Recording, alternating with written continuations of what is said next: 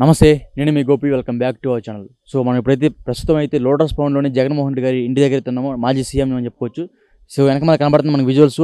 కనపడే ఇల్లే జగన్మోహన్ రెడ్డి గారి ఇల్లు. సో వాళ్ళ ఇంటి బయట ఉన్న ఎవరైతే సెక్యూరిటీ కోసం నిర్మించిన కొన్ని రూమ్లు గదులు అయితే ఏదైతే ఉన్నాయో, సో అది అక్రమంగా నిర్మించారని, ఇవన్నీ జిహెచ్ఎంసీ పరిధిలో ఉన్నాయని, రోడ్డుకు అడ్డంగా ఉన్నాయని ఇక్కడైతే తెలంగాణ ప్రభుత్వం అయితే కూల్చేయడం జరిగింది. సో మనం చూస్తున్నాం, ఇక్కడ విజువల్స్ చూస్తున్నాము. సో రేకులు, ఫ్యాన్లు, అదేవిధంగా ఇక్కడ ఉన్న బాత్రూమ్ షెల్టర్స్ మొత్తం కూల్చివేయడం జరిగింది. కనబడుతున్న మనం విజువల్స్ చూస్తున్నాం ఒకసారి.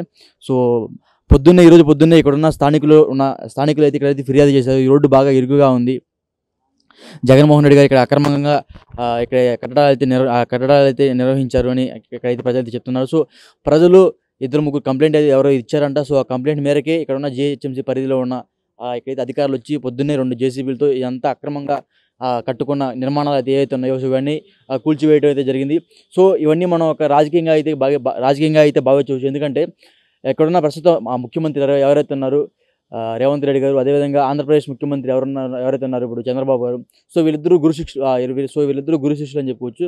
సో వాళ్ళిద్దరి మధ్య ఒక అండర్స్టాండింగ్ ఉంది, జగన్ గారి మీద కుట్ర సాధింపు అని చెప్పుకోవచ్చు. సో ఆ కోణంలో చూసుకుంటే ఇవన్నీ ఈరోజు పొద్దున్నే కూల్చివేయడం అయితే జరిగింది. ఎందుకంటే ఆంధ్రప్రదేశ్లో గవర్నమెంట్ ఫామ్ అయ్యి కేవలం 2 రోజులు అవుతుంది. ఈ 2 రోజుల మేరకి ప్రస్తుతం హైదరాబాద్లో ఉన్న వాళ్ళ శిష్యులు అని చెప్పుకుంటారు. ఇక్కడున్న ప్రభుత్వంలో ఉన్న ఎవరైతే రేవంత్ రెడ్డి గారు ఉన్నారు, సో వాళ్ళ శిష్యులు అని చెప్పుకుంటారు. ఆ శిష్యులు సమక్షంలోనే ఇవంతా కూలగొట్టారని కొన్ని వార్తలు అయితే వస్తున్నాయి. సో ఇందులో భాగంగా మనం చూస్తున్నాము, వీళ్ళ కోసం అంటే సెక్యూరిటీ కోసం కొన్ని రూమ్స్ అయితే ఏర్పాటు చేశారు ఇక్కడ. ఆ రూమ్స్ని, అదేవిధంగా పక్కన గేట్ కొంచెం ఆనుకున్న రూమ్, ఆ సెక్యూరిటీ కాంపౌండ్ కూడా పొద్దున్నే ఉదయం జిహెచ్ఎంసీ అధికారులు వచ్చి 2 క్రేన్లతో అయితే ఇవన్నీ ధ్వంసం చేయడం అయితే జరిగింది. సో మనం చూడొచ్చు ఇక్కడ రేకులు, అదేవిధంగా పక్కన మనకి ఫ్యాన్లు కనబడుతుంది. ఫ్యాన్లు, లైట్లు, కిటికీలు, సెక్యూరిటీకి సంబంధించిన ఏవైతే బెడ్స్ ఉన్నాయో ఆ బెడ్స్ కూడా మనం చూస్తున్నాము. సో ఆ బెడ్స్, అదేవిధంగా ఇవన్నీ రేకులు, ఇక్కడ మన లోపల కూడా చూడొచ్చు బెడ్స్ ఇవన్నీ ఉన్నాయి. అది వచ్చేసరికి సెక్యూరిటీ కాంపౌండ్. సో ఇవన్నీ అక్రమంగా కట్టారని, అక్రమంగా అంటే ఎటువంటి పర్మిషన్ లేకుండా, జిహెచ్ఎంసీ పర్మిషన్ లేకుండా సో జగన్ గారు అయితే అక్రమంగా నిర్మించారని ఇక్కడున్న జిహెచ్ఎంసీ అధికారులు అయితే తెలపడం జరిగింది. సో మనం చూడొచ్చు, మనకి పైన కనపడేదే ఆ జగన్మోహన్ రెడ్డి గారి నిలయం అని చెప్పుకోవచ్చు. సో అంటే చూడండి, ఎంత హైట్గా, ఎంత భారీ బస్తుగా ఎంత ఉన్నా సరే ఇంకా ఇది రోడ్డుకి నిర్మాణంకి చాలా దగ్గరగా ఉంది, ఇక్కడ ఇరుకుగా ఉంది. ఇక్కడున్న ప్రజలైతే చాలామంది కంప్లైంట్ చేశారు కాబట్టి, జిహెచ్ఎంసీ పరిధిలో ఉంది కాబట్టి, ఇవన్నీ అక్రమంగా కట్టారు కాబట్టి, సో ఇవన్నీ 2 జేసీబీలతో ఇవన్నీ కూల్చేయడం అయితే జరిగింది. సో ముందుగా మనం ఒకటి చెప్పుకోవచ్చు, ఆంధ్రప్రదేశ్లో గవర్నమెంట్ ఫామ్ అయ్యి కేవలం 2 రోజులు అవుతుంది. ఈ 2 రోజుల్లో భాగంగా జగన్మోహన్ రెడ్డి గారిని అప్పుడే వాళ్ళ ఇంటిని కానీ, లేకపోతే వాళ్ళ ఇంటి బయట కాంపౌండ్ కానీ మొత్తం కూల్చివేయడం అయితే జరుగుతుంది. ఎందుకంటే లాస్ట్ టైం జగన్మోహన్ రెడ్డి గారు అధికారం రాగానే అక్కడున్న అమరావతిలో ఏదైతే ఉందో, అమరావతిలో మనకి ఇప్పుడు ప్రజా దర్బార్ సంథింగ్ ఏదో ఒకటి ఉంది, దాన్ని అధికారంలోకి వచ్చిన 10 రోజుల్లోకి డిమాన్స్ట్రేషన్ చేశారు. సో అందులో భాగంగా ఇది ఒక కుట్ర అని చెప్పుకోవచ్చు. సో చంద్రబాబు గారు అదేవిధంగా రేవంత్ రెడ్డి గారు వాళ్ళిద్దరు గురు శిష్యులని 2 తెలుగు రాష్ట్రాలకు అందరికీ తెలుసు. సో అందులో భాగంగా ఇది చిన్న కుట్ర అనుకుని చెప్పుకోవచ్చు. సో చూడొచ్చు మనం. సో మొత్తం కనబడుతూనే ఉంది మనకి, రేకులు, ఫ్యాన్లు ఇవన్నీ మొత్తం కూలిపోయి ఉన్నాయి.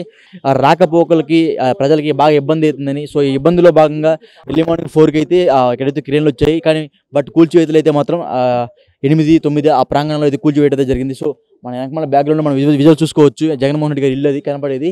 దీని వెనకమాలే వైఎస్ షర్మిలారెడ్డి గారి ఇల్లు కూడా ఉంది. సో ఇప్పుడైతే ఆమె వేరే పార్టీలో ఉంది, ముఖ్యంగా కాంగ్రెస్ పార్టీలో ఉంది. సో ఇప్పుడు జగన్మోహన్ రెడ్డి గారు వచ్చేసరికి వైఎస్ఆర్సీపీలో ఉన్నాడు.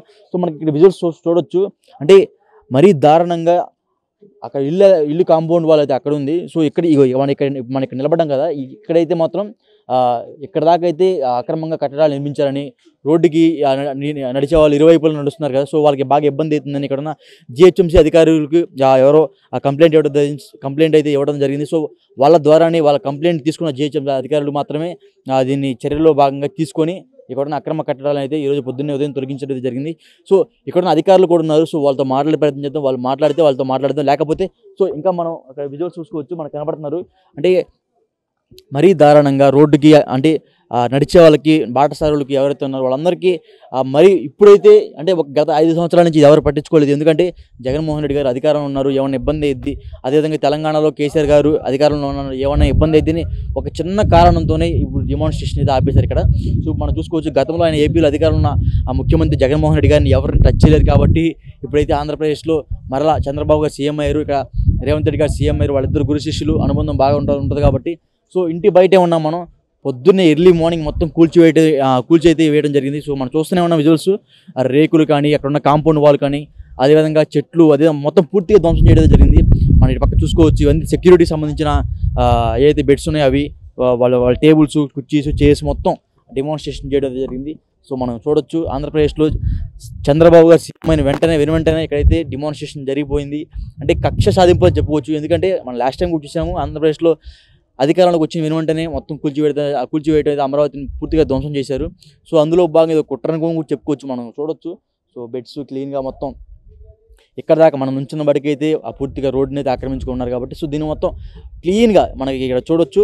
ఇక్కడ వరకైతే లైన్ అయితే వేసుకున్నారంట. సో ఇక్కడ వరకైతే బిల్డింగ్స్ మొత్తం ఉన్నాయంట, రోడ్డుని ఆక్రమించుకున్నారు.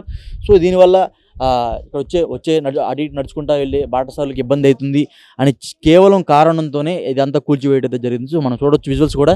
సో చెట్లు, అదేవిధంగా ఇక్కడ కట్టుకున్న ఇల్లులు, సో దాదాపు ఒక 7 రూమ్స్ ఉన్నాయంట. ఆ 7 రూమ్స్ మొత్తం పూర్తిగా డెమాన్స్ట్రేషన్ చేశారు, కనబడుతున్నాం విజువల్స్. సో బ్యాక్గ్రౌండ్గా మనం జగన్మోహన్ రెడ్డి ఇల్లు చూడొచ్చు. ఒకసారి బ్యాక్గ్రౌండ్ విజువల్స్ చూసుకోండి ఒకసారి. పలుమార్లు చాలాసార్లు కంప్లైంట్ ఇచ్చినా సరే ఇక్కడ ఎవరిని పట్టించుకోవడం జరగట్లేదు. అంటే స్థానికులను కూడా ఎవరిని పట్టించుకోవట్లేదు. దాదాపు ఇప్పటికే చాలాసార్లు, ఒకసారి కాదు, 2 సార్లు కాదు, దాదాపు 10 సార్లు మేర కంప్లైంట్ ఇది ఇచ్చారంట జిహెచ్ఎంసీ అధికారులకు. సో అయినా కానీ ఎటువంటి పట్టింపులు లేవు. కానీ మొదటిసారిగా ఆంధ్రప్రదేశ్లో ప్రభుత్వం మారగానే ఇక్కడైతే మనకి కనబడుతున్న విజువల్స్, ప్రభుత్వం మారిన వెంటనే ఇక్కడైతే అప్పుడే డెమాన్స్ట్రేషన్ జరిగిపోతుంది.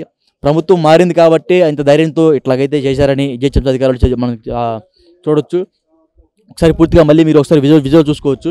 కనబడుతుంది కదా మనకి పూర్తిగా గోడలు, వాల్స్, కాంపౌండ్ వాల్స్ అన్నీ కొన్ని కొలగొట్టారు. సో మనకైతే చూసుకోవచ్చు. సో అది మరి ఇక్కడ కనబడుతుంది. వచ్చేసి పూర్తిగా లోటస్ పాండ్లో జగన్మోహన్ రెడ్డి గారి ఇంటి దగ్గర అయితే జరిగింది. సో మనం పూర్తిగా విజువల్స్ చూస్తున్నాం, మొత్తం డెమాన్స్ట్రేషన్ చేశారు.